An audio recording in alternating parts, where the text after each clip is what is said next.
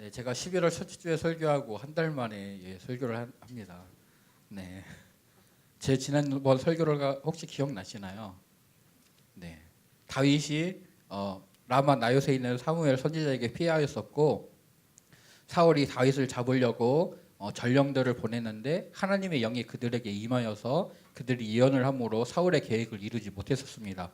결국 사울이 직접 라마 나요스로 갔지만 하나님께서 사울에게도 하나님의 영이 임하여 예언을 하게 하심으로 그가 벗은몸으로 사무엘 선지자 앞에서 하루 동안 종일 누워서 예언을 하였고 그렇게 하나님께서 직접 개입하셔서 다윗을 구원해 주셨습니다. 그런 은혜가 우리의 삶에도 넘치기를 축복합니다. 여기까지가 지난번 제 설교였고요. 네, 사울이 라마 나요스에서 하루 동안 예언을 하고 있는 동안에 다윗은 다시금 도망해서 요나단을 찾아갑니다. 요나단을 만난 다윗은 자신의 신세를 한탄하는데요. 우리 20장 1절 말씀 한번 같이 읽어볼까요? 20장 1절 읽겠습니다. 시작. 다윗이 라마 나요스에서 도망하여 요나단에게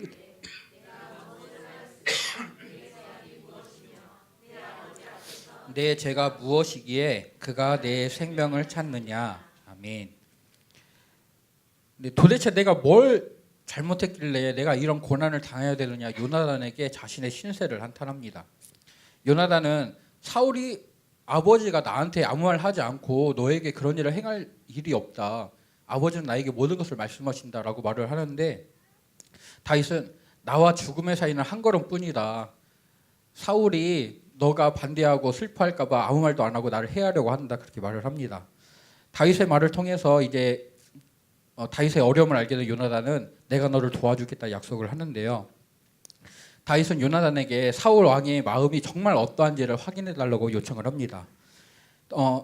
다윗은 초하루 식사 때에 다시 자기가 사울 왕과 같이 식사를 해야 되지만 요나단에게 내가 가족과 함께 드리는 제사 때문에 고향으로 갔다고 말해줘라. 그리고 사울 왕이 그것을 좋다라고 말하면 내가 다시 평안해지겠지만 만약에 사울 왕이 화를 낸다면 그것은 사울 왕이 나를 해치기로 결심한 것이니까 너가 그렇게 알고 나를 도와주라라고 얘기를 합니다.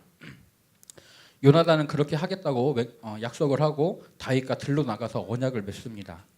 그리고 다윗이 숨어 있는 동안에 요나단이 그 초하루 식사 때 사울 왕과 식사를 하는데 그 식사하는 날 당일은 그 다윗이 보이지 않으니까 사울 왕이 다윗이 무슨 부정한 일을 행하여서 이 자리에 못 나오나 보다라고 생각을 하는데 둘째 날도 보이지 않습니다. 그러니까 요나단에게 묻죠. 다윗이 어디 갔느냐. 그래서 요나단이 다윗이 그 가족과 드리는 제사 때문에 베들레헴으로 가야 된다고 말해서 내가 보내줬습니다. 라고 말을 했더니 사울 왕이 요나단에게 이 폐역한 계집의 소생아라고 욕을 하면서 요나단을 죽이려고 합니다. 다윗이 살아있으면 내가 왕이 될 수가 없다라면서 요나단을 창으로 죽이려고 하는데 그로 인해서 요나단이 사울 왕의 마음을 알게 되고 다윗에게 그것을 알려주어서 다윗이 도망을 하게 됩니다. 네, 사울 왕이 다윗을 찾아서 라마 나요스로 왔을 때 요나단은 자기를 죽이려고 온 사울 왕의 아들이 요나단을 찾아갑니다. 그에게는 다윗이 요나단을 정말로 신뢰하고 있었기 때문에 그를 찾아갔다는 것이죠. 요나단도 다윗이 당한 문제에 대해서 아버지 사울의 편을 드는 것이 아니라 다윗의 편을 들어줍니다. 8절 말씀을 보면은 다윗은 요나단과 하나님 앞에서 언약을 맺었었고 이 언약을 토대로 요나단을 찾아와서 사울의 마음을 확인해 달라고 요구를 합니다. 즉 다윗과 요나단이 맺은 언약이 생명이나 혈연을 뛰어넘는 그런 언약이기 때문에 다윗은 요나단의 아버지가 자신을 죽이려고 하는데도 불구하고 요나단을 찾아가 도움을 구하는 것입니다. 구약시대에 두 사람이 약속을 맺을 때는 공증인을 세웠습니다. 그래서 약속이 지켜지지 않을 때 그 공증인이 약속을 강제로 지키게 만들거나 아니면 약속을 지키지 않은 사람에게 강제력을 발휘해서 그 대가를 치르게 했는데 요나단과 다윗은 그 공증인을 하나님으로 세운 것입니다. 다윗과 요나단이 맺은 언약이 구체적으로 무엇인지는 알 수 없지만 두 사람이 언약을 어기게 된다면 하나님께서 그 대가를 치르게 하실 것이기에 다윗과 요나단 두 사람 사이의 신뢰 그리고 하나님에 대한 신뢰를 가지고 그 언약을 지키게 된 것입니다. 그래서 다윗은 그 언약을 믿고 요나단을 찾아갔고 요나단은 그 언약에 의거해서 다윗을 도와주게 됩니다. 다윗은 요나단과 맺은 언약을 기초로 해서 그 마음을 요나단과 나누고 있습니다. 아까 저희가 읽었던 1절 말씀, 내가 무엇을 하였으며 내 죄악이 무엇이며 내 아버지 앞에서 내 죄가 무엇이기에 그가 내 생명을 찾느냐. 나와 죽음의 사이는 한 걸음뿐이다. 요나단을 만난 다윗은 자신의 신세를 한탄하면서 자신의 어려움을 말하면서 자신의 마음을 토해 놓습니다. 그리고 요나단은 9절에서 이 일이 너에게 결코 일어나지 않을 것이다 라면서 다윗의 그 어려운 마음을 위로를 해줍니다. 요나단은 다윗의 입장을 충분히 이해할 뿐 아니라 그가 억울한 일을 당하고 있다는 것을 이해하고 있는 것이죠. 그것을 인정해 줍니다. 그래서 다윗과 언약을 다시 맺으면서 여호와께서 내 아버지와 함께 하셨던 것처럼 다윗 너와 함께 하기를 원한다라고 고백을 합니다. 요나단은 다윗이 이스라엘의 왕이 될 것을 확신하고 있었고 자신이 왕이 되지 못하는 것을 받아들이고 있었던 것입니다. 그래서 하나님이 함께 하시는 다윗을 축복합니다.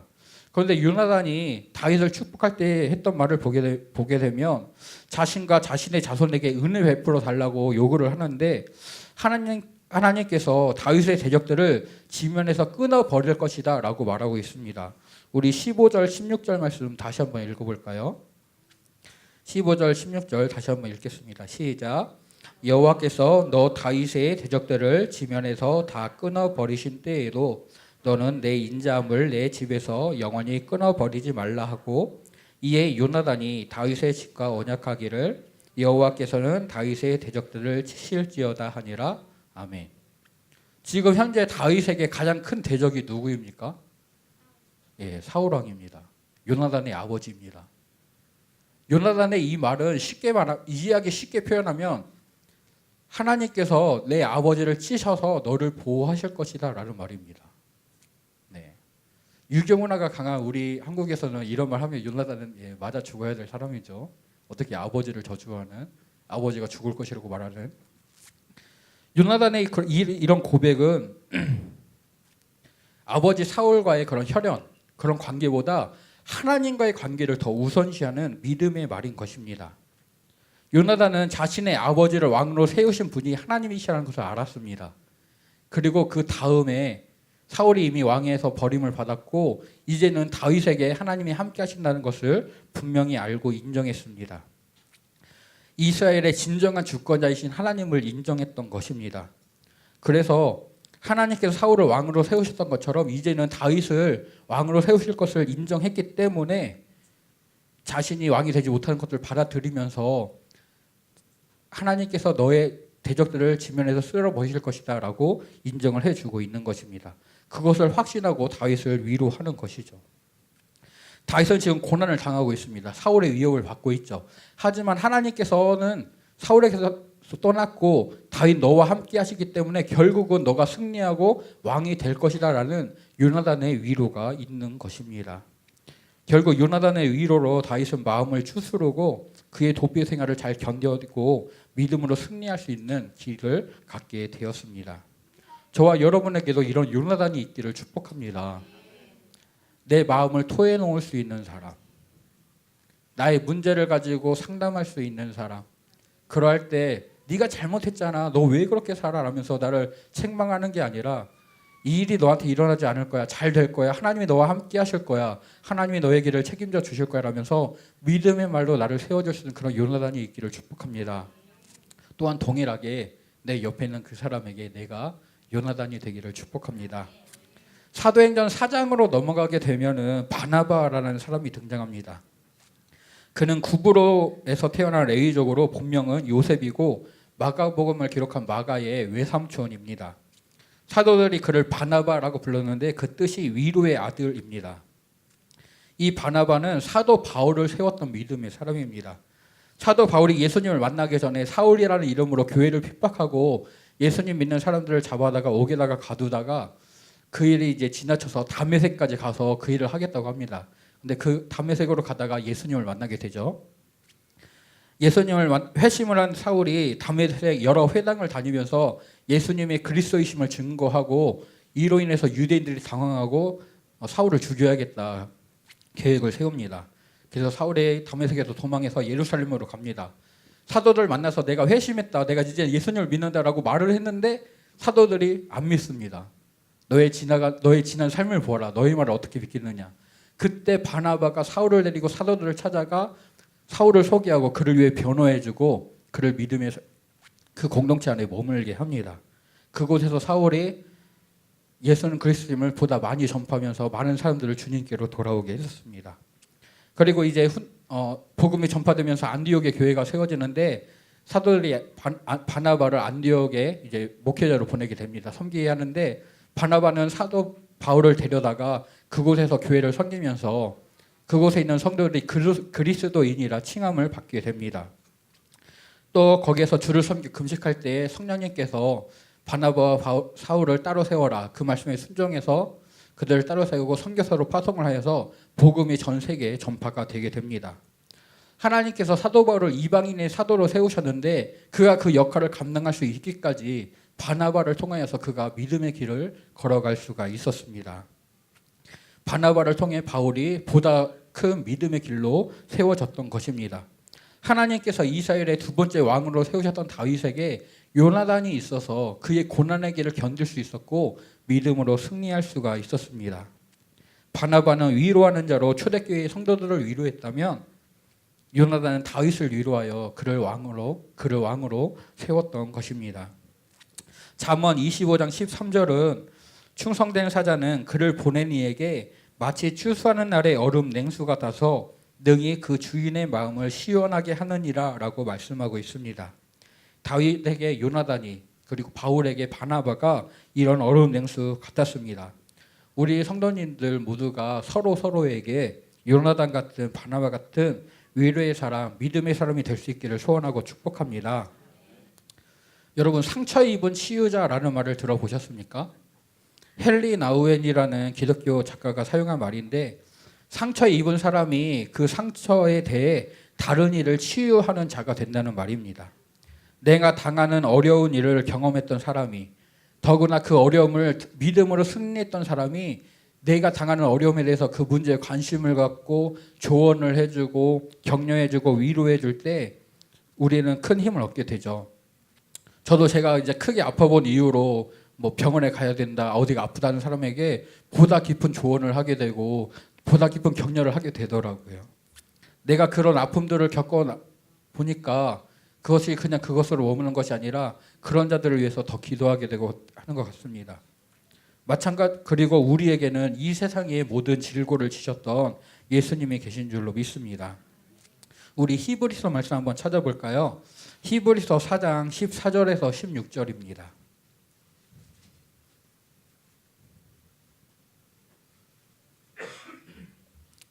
신약성경 356페이지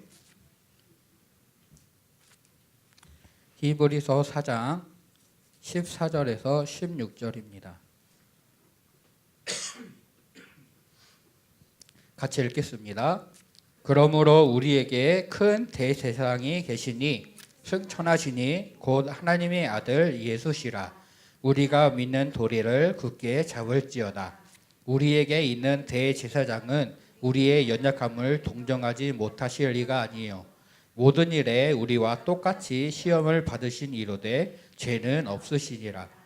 그러므로 우리는 긍휼하심을 받고 때를 따라 돕는 은혜를 얻기 위하여 은혜의 보좌 앞에 담대히 나아갈 것이니라.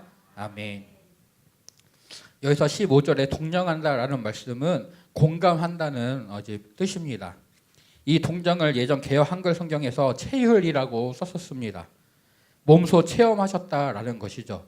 예수님은 우리가 겪을 아픔들, 연약함을 이미 겪으셨고 그것으로 우리를 위로하시는 줄을 믿습니다. 그래서 내가 내 문제를 가지고 예수님 앞에 나아가면 예수님은 힘들었지? 괜찮아. 다 알아. 나도 다 겪었어. 라면서 우리를 위로하시고 새 힘을 주시는 줄로 믿습니다. 다윗에게 요나단이 있었던 것이 은혜입니다. 아멘. 바울에게 바나바가 있었던 것이 은혜입니다. 아멘. 여기까지 준비를 했었는데 오늘 또 목사님 설교를 듣고 또 설교에 대해서 묵상하고 하면서 이 한마디가 더 추가가 됐습니다. 여러분, 다윗에게 사울이 있었던 것이 은혜입니다. 아멘. 제가 이 말이 생각나서 타이핑을 한 다음에 아멘이 쉽게 안 나오더라고요. 네, 나한테 있는 사울이 너무나도 많은 아픔들 우리에게 줍니다. 하지만 사울을 통해서 다윗을 고난의 길로 인도하셨던 하나님께서 결국 그를 견디게 하시고 승리하게 하시고 결국 왕으로 세우셨습니다. 그렇기에 사울도 다윗에게 은혜인 것이죠. 네, 하나님은 분명히 선하시고 오늘도 우리의 삶을 선한 길로 인도하시는 줄로 믿습니다. 문제는 그 하나님의 선하심이 내가 생각하는 선함은 아니라는 것입니다. 하지만 하나님의 선함이 보다 더 옳고 보다 더 바른 줄로 믿습니다. 선하신 하나님께서 하나님 보시기에 선한 길을 다윗에게 베푸셨습니다. 그래서 사울을 통해서 그에게 연단을 주셨습니다. 하지만 그 하나님께서는 요나단 또한 허락하셔서 다윗을 위로하시고 견뎌낼 힘을 얻게 하셨습니다. 우리가 한 주간의 삶을 살아갈 때 하나님께서 나에게도 선하신 길로 인도하시고 하나님의 선함을 베푸실 줄로 믿습니다. 사울을 만나도 요나단을 만나도 그것이 하나님의 은혜이기에 하나님의 허락하신 것이기에 감사해야 될 줄로 믿습니다. 그리고 오늘 내가 다른 이에게 사울이 아니라 요나단이 될 수 있기를 소원합니다. 사울처럼 시험을 주고 연단거리를 주는 사람이 아니라 요나단처럼 위로를 줄 수 있는 사람이 되기를 소원합니다. 그리고 우리의 유일한 위로 되시는 우리 주 예수 그리스도, 우리의 하나님, 그분 한 분을 바라보면서 우리가 믿음으로 승리할 수 있기를 간절히 소원합니다. 내가 정말 사랑하지만 정말 내 짝꿍이고 나의 믿음의 동역자이지만 그 동역자에게도 말하지 못하는 나만의 연약함들, 나의 아픔들이 있지 않습니까? 그러나 그 모든 것들을 예수님께서는 다 이해하시고 우리를 온전하게 하시고 선한 길로 함께 하시는 줄로 믿습니다. 그 예수님을 바라보면서 비록 요나단이 오늘 나에게 느껴지지 않고 사울만 있을 것 같다 할지라도 그 사울을 허락하신 하나님을 기억하면서 결국은 그것들을 견디게 하시고 이기게 하실 하나님을 기억하면서 믿음으로 승리하는 저와 성도님들 되시기를 간절히 소원합니다.